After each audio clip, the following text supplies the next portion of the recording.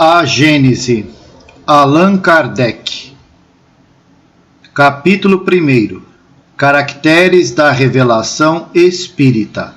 Continuação. Item 56. Qual é a utilidade da doutrina moral dos Espíritos, uma vez que ela não é senão a moral do Cristo? O homem tem necessidade de uma revelação e não pode encontrar em si mesmo tudo o que lhe é necessário para se conduzir? Do ponto de vista moral, Deus, sem dúvida, deu ao homem um guia em sua consciência, que lhe diz, abre aspas, não faças a outrem aquilo que não queres que te façam, fecha aspas. A moral natural está certamente inscrita no coração dos homens, mas todos a sabem ler?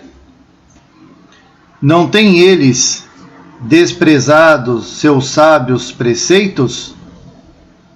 Que fizeram eles da moral do Cristo? Como a praticam aqueles mesmos que a ensinam? Não se tornou ela uma letra morta, uma bela teoria, boa para os outros e não para si? Reprovareis a um pai o fato de repetir 10 vezes, 100 vezes, as mesmas instruções aos seus filhos, se eles não as aproveitam? Por que haveria Deus de fazer menos que um pai de família? Por que não enviaria de tempos em tempos mensageiros especiais aos homens, encarregados de chamá-los aos seus deveres e levá-los ao bom caminho, quando destes se afastam, de abrir os olhos da inteligência àqueles que os têm fechados, como os homens adiantados enviam missionários aos selvagens e aos bárbaros? Os Espíritos não ensinam outra moral, senão a do Cristo, pela razão de que não há outra melhor. Mas então, por que o seu ensinamento se ensinam aquilo que já sabemos? Poder-se-ia dizer o mesmo da moral do Cristo, que foi ensinada 500 anos antes por Sócrates e Platão, em termos quase idênticos, assim como de todos os moralistas que repetem a mesma coisa, em todos os tons e em todas as formas. Pois bem, os Espíritos veem muito simplesmente aumentar o número dos moralistas, com a diferença de que, manifestando-se em toda a parte, eles se fazem ouvir tanto na choupana como no palácio, tanto aos ignorantes como às pessoas instruídas. O que o ensinamento dos Espíritos acrescenta à moral do Cristo é o conhecimento dos princípios que unem os mortos e os vivos, os quais completam as noções vagas sobre a alma, seu passado e seu futuro, com o que, por sanção à sua doutrina, são as próprias leis da natureza. Com o auxílio das novas luzes trazidas pelo Espiritismo e pelos Espíritos, o homem compreende a solidariedade que une todos os seres. A caridade e a fraternidade se tornam uma necessidade social. Ele faz por convicção o que não fazia senão por dever, e o faz melhor. Agora que os homens praticarão a moral do Cristo, de agora em diante, somente eles poderão dizer se não necessitarão mais de moralistas, encarnados ou desencarnados. Entretanto, Deus também não enviará mais agentes com essa finalidade.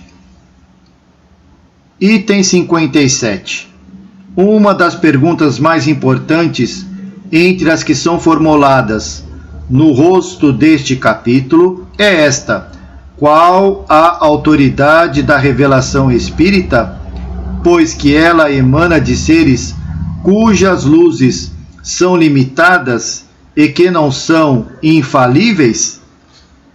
A objeção seria válida se essa revelação não consistisse senão no ensino dos Espíritos, se devêssemos obtê-la exclusivamente através deles e aceitá-la de olhos fechados.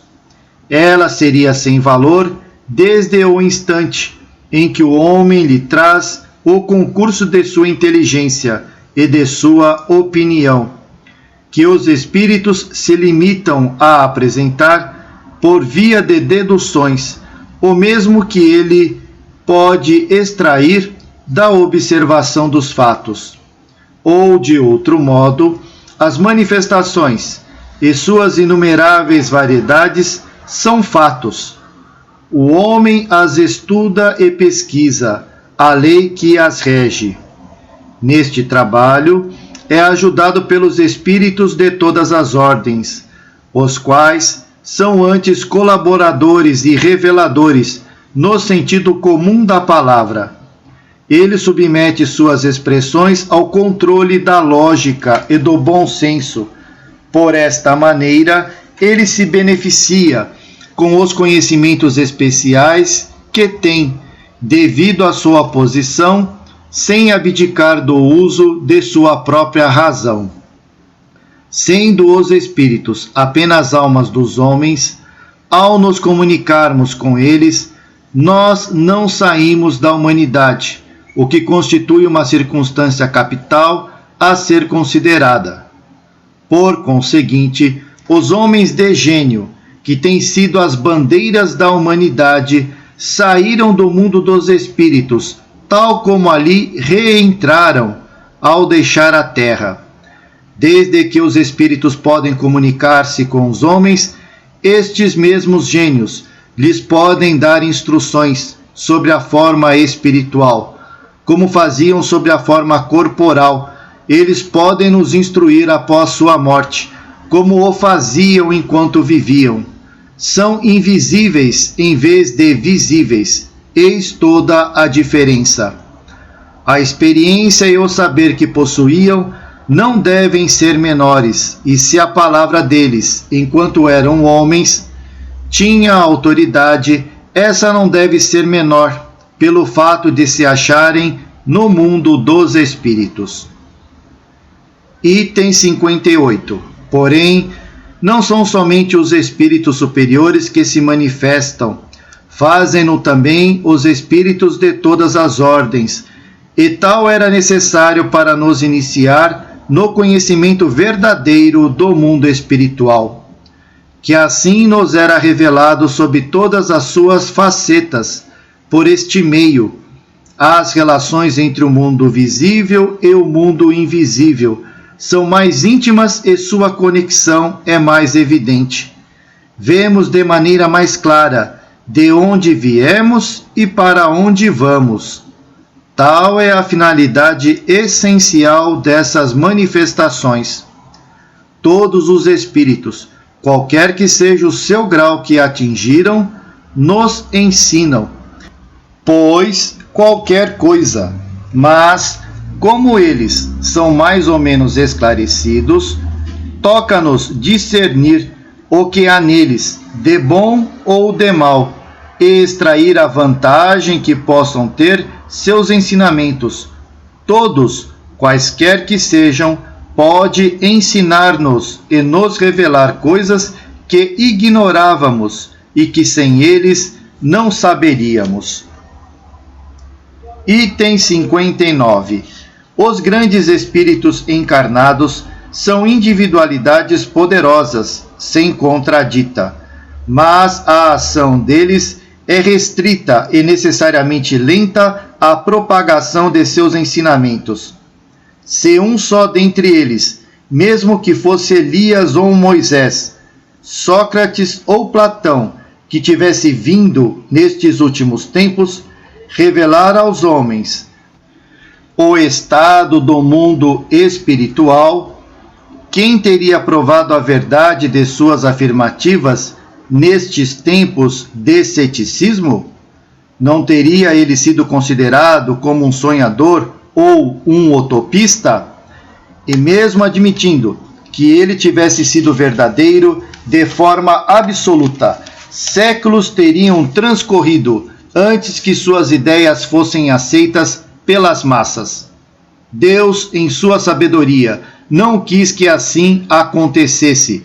Quis que o ensinamento fosse dado pelos próprios espíritos e não pelos encarnados, a fim de convencê-los de sua existência, e que tal tivesse lugar simultaneamente por toda a terra, seja para propagar estes ensinamentos mais rapidamente, seja para que se encontrasse na coincidência dos ensinamentos uma prova da verdade, uma vez que cada um tivesse assim os meios de se convencer a si mesmo. Item 60. Os espíritos não vieram livrar o homem do trabalho, do estudo e das pesquisas. Não lhe trazem nenhuma ciência integralmente formulada. Deixam-no entregue a seus próprios esforços, naquilo que ele pode encontrar por si mesmo. Tal é o que hoje os espíritas sabem perfeitamente. Já de há muito tempo, a experiência tem demonstrado o erro da opinião que atribuía aos espíritos todo o saber e toda a sabedoria, e que bastaria dirigir-se ao primeiro espírito comunicante para conhecer todas as coisas. Saídos da humanidade, os espíritos são uma de suas faces. Tal como sobre a terra, entre eles há superiores e vulgares. Muitos deles, pois, científica e filosoficamente, sabem menos que certos homens.